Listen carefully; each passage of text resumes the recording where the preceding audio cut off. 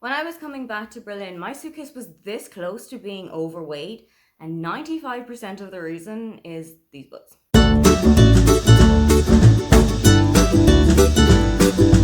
Hi, welcome, come on in. My name is Aoife, and today I am taking you through my book haul from Christmas and the New Year. I got quite a few books as presents, and I also went and did a little shopping spree all by myself. None of these are actually coming from my book jar that I saved up in 2024. For every single book that I read, I put €1 into a little virtual Revolut jar, and at the end of the year or at the beginning of the next year, I can go and buy any books that I want, guilt-free. But none of these are coming from that, so there will be a haul for that in the next couple of months or so. First one up is Before We Forget Kindness by Toshikatsu Kawaguchi. This is the 5th book in the Before the Coffee Gets Cold series, and it is following a tiny little cafe in a back alley in Tokyo that's a little bit different to any other cafe you've ever been in. This cafe has one specific seat that is freed up every single day, and you are allowed to travel through time. It turns out you can go backwards or forwards in time, but there are a couple of stipulations. You can only go and visit somebody who has already been to the cafe before, and you have to return to the present day before the coffee that you are poured out gets cold. I absolutely adore this series. It's so heartbreaking, but there are also a lot of heartwarming moments to it. This is the last book in the series as far as I know, and I'm a little bit bittersweet about letting it go. It's got a really great magical realism to it, and I wasn't expecting to love it as much as I do. One of my favorite gifts that I got this year is the gift that I got from the German, and it is this stunning special edition of The Seven Husbands of Evelyn Hugo by Taylor Jenkins Reid. That is one of my favorite books of all time, and when I knew that the special edition was coming out, I instantly wanted a copy. I am obsessed with these sprayed edges that have the 7 rings that Evelyn would have had for her 7 husbands, and I'm going to treasure this. I don't even know if I'm going to ever read it. It's just one that I want to have on my shelves as a kind of a keepsake. I also got 2 cookbooks over Christmas. One of them I got myself with a voucher that I got from my dad, and one of them I got as a gift from my parents. So the first one is the Board of Lunch 6 ingredient slow cooker book. I love his Instagram account. Nathan has got some really interesting recipes, not just for slow cookers, also for air fryers, and they are really, really comforting food. That is something that I am specifically looking for in 2025. I'm looking for the kind of food that is going to nourish me, that's going to keep me fuller for longer, and I am an unabashed slow cooker and air fryer girly. They are 2 of the most used appliances in my kitchen on a daily basis, so when I saw this book, I knew that I had to have it. And for its sister appliance, I have also got Gino's Air Fryer Cookbook. This is by Gino D'Acampo, who is a really well-known chef in the UK. He's got some cooking slots on This Morning, he's got cooking slots on other TV shows, he's also got his own series. And this isn't my first Gino D'Acampo cookbook, but this is the first one that I have specifically for an air fryer.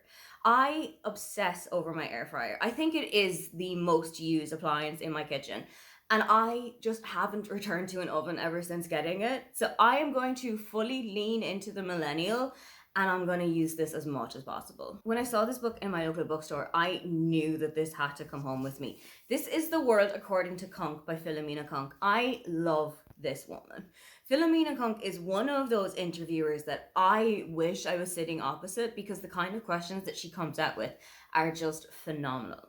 Philomena is really taking the world by storm at the moment, and her new series Kunk on Life has just come out on Netflix, so I think I'm going to give myself a cozy little evening one day. I'm going to sit in and watch Kunk on Life, and then I'm going to get through as much of this book as possible. I just know that it is going to be filled with all of the zaniness and all of the quirkiness that we know and love from Philomena. A genre of book that I really love is celebrity memoirs. So when my brother gave this one to me, I was super hype about it. This is My Animals and Other Animals by Bill Bailey. I absolutely adore Bill. I've been to see him live in Berlin in 2024, and his show was just phenomenal. Bill has got a really great ear for comedy, but he's also got a really good ear for music. Bill is pitch perfect and can play pretty much any instrument in the entire world, including one of the hardest to play ever, the theremin. Bill is also an animal lover, and he has got a huge menagerie of animals running around his home, and I'm really interested to see what this memoir is going to be like. I don't know if it's going to be mainly focused on his animals, or if there's going to be some kind of music in there, if there's going to be comedy in there. I'm just so ready for this book. In my last haul, you will have seen that I got a Frida McFadden book, The Housemaid, and I was talking to a friend of mine who I had seen had read The Housemaid on their Goodreads, and I asked if they had any other recommendations for Frida McFadden books.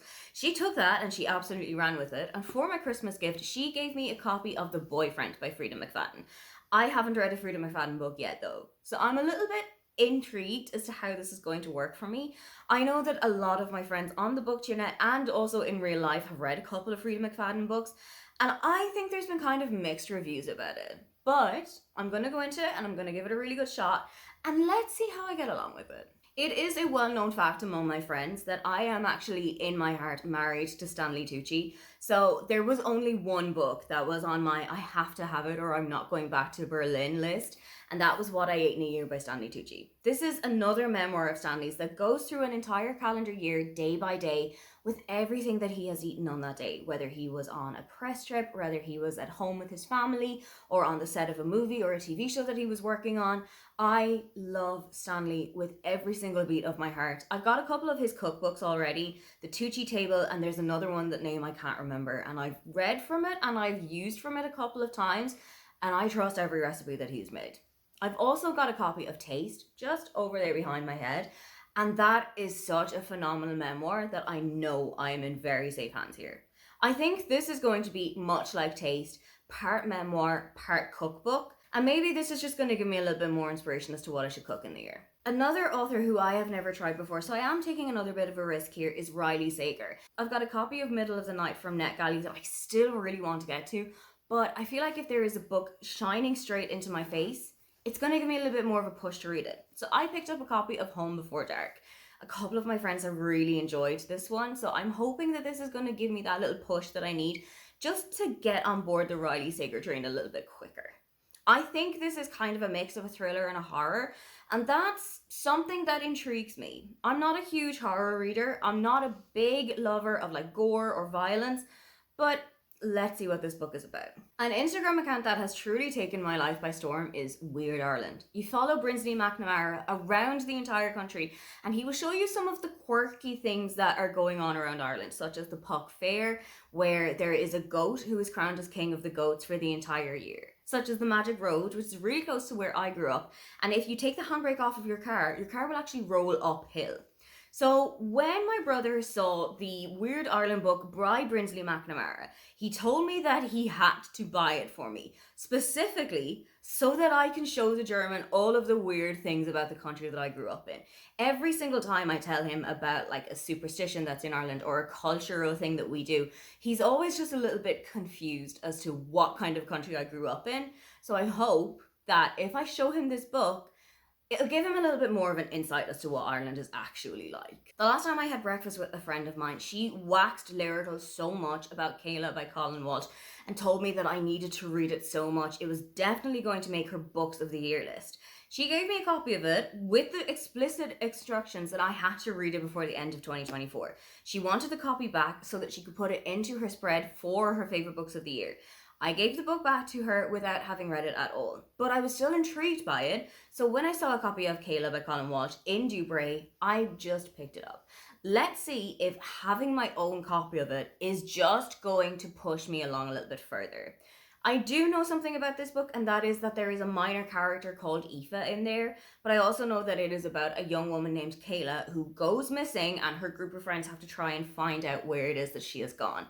That's a really intriguing concept to me, so let's see if it intrigues me enough to actually pull me in like a magnet. Finally, in a real putting myself on the line here, another author who I've never tried, but now I have multiple books from in the same haul, is Kristen Hannah. I love historical fiction, so I have a feeling something like this is going to work for me, but I have really gone out on a limb here because I've got 4 books from her that I have not tried yet.